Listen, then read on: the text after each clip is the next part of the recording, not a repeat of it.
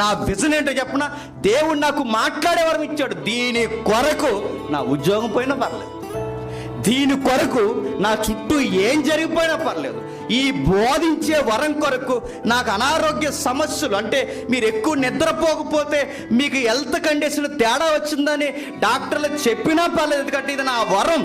ఈ వరం కొరకు నా శరీరాన్ని సజీవ యాగముగా ఆ వరం కోసం నలిపారు. ఇది యుక్తమైన సేవ, ఇది యుక్తమైన సేవ. దీని కొరకు నేను ప్రయాసపడాలి, దీన్ని ఇంకా డెవలప్ చేయాలి, ఇంకా డెవలప్ చేయాలి, ఇంకా డెవలప్ చేయాలి. ఒక రోజుకి దేవుడిచ్చిన ఈ వరాన్ని నేను నా 60 ఏళ్లలో సంపూర్ణం చేయాలి, ఇంకా డెవలప్ చేయాలి, ఇంకా బాగా మాట్లాడాలి, ఇంకా ప్రజలకు అర్థవంతంగా అర్థమయ్యేలా మంచి మంచి పదాలతో ఉదాహరణలతో వారి దగ్గరికి చేరువవ్వాలి.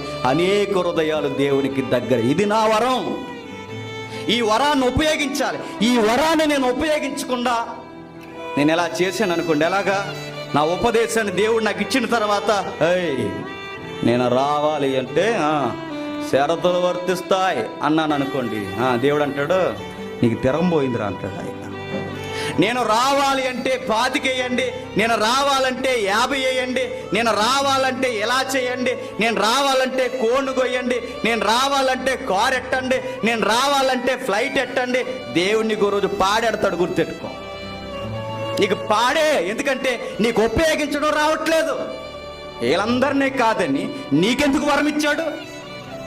మన నచ్చినట్టు చేస్తామనా, దానికి రాయితీలు కట్టి రేట్లు కడతామనా, నాకు నచ్చినట్టు నేను వ్యవహరిస్తానన్నా, నేను 4 మాటలు మాట్లాడమన్నప్పుడు మాట్లాడిపోయేంతే.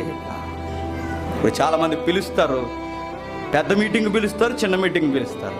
నన్ను దేవుడు ముందుగా ఏ చిన్న మీటింగ్ పిలిచాడో అది నా వరం, ఇది చెప్పాలి. ఒకరోజు ఏం జరిగింది తెలుసా? హుబ్లీ మహాపట్నంలో జాన్ వెస్లీ గారు వీళ్ళు ఎవరైతే ఉన్నారో వారు ఇల్లు వచ్చేసిన ఒక గొప్ప సంఘం ఉంది.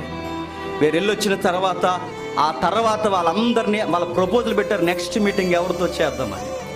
పలానా జేమ్స్ని పిలిపిద్దాం ఏట్లపాలెం నుండి, ఆయన మెసేజ్ మనకు అవసరమని వాళ్ళు నిర్ణయించుకుని నాకు కాల్ చేశారు. చేసిన వెంటనే నా మాటని చెప్పిన, ఆల్రెడీ మేము ఆ డేట్స్ ఇచ్చేస్తాం.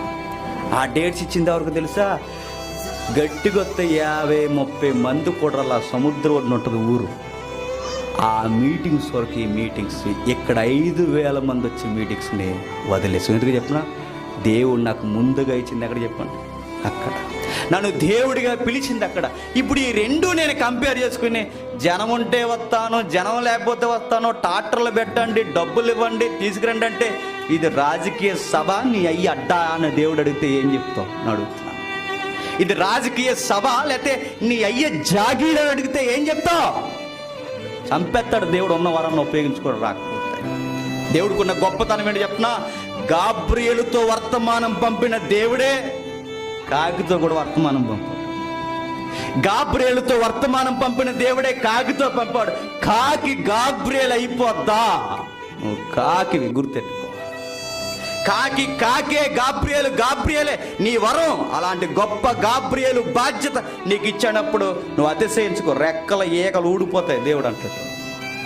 సరిగ్గా బాధ్యత నెరవేర్చు, సరిగ్గా బాధ్యత నెరవేర్చు. నీ బాధ్యత, నీ అకౌంటబిలిటీ నీ దేవునికి, నీకు, నీ ప్రజలకి, నీకు ఎన్ని జరిగినా తలదించి చేయాల్సిన పరిచర్య. నాకు వరం ఇచ్చింది ఎదుటోళ్ళ మీద అరడానికి కాదు. చెప్పండి, ఎదుటి వారిని అర్థం చేసుకుని నచ్చజెప్పి బుజ్జగించి వారిని ఏదోలా సరిచేసి, అరే బాబు ఇది మన జీవితాలకి మంచిది కాదురా, కలిసి వెళ్ళిపోదాం రండి జాగ్రత్తగాని తాను ఎవడైతే గుర్తించుకుని పని చేస్తాడో వాడు సరి అయిన క్రమంలో కృపావరం ఉపయోగిస్తున్నవాడు.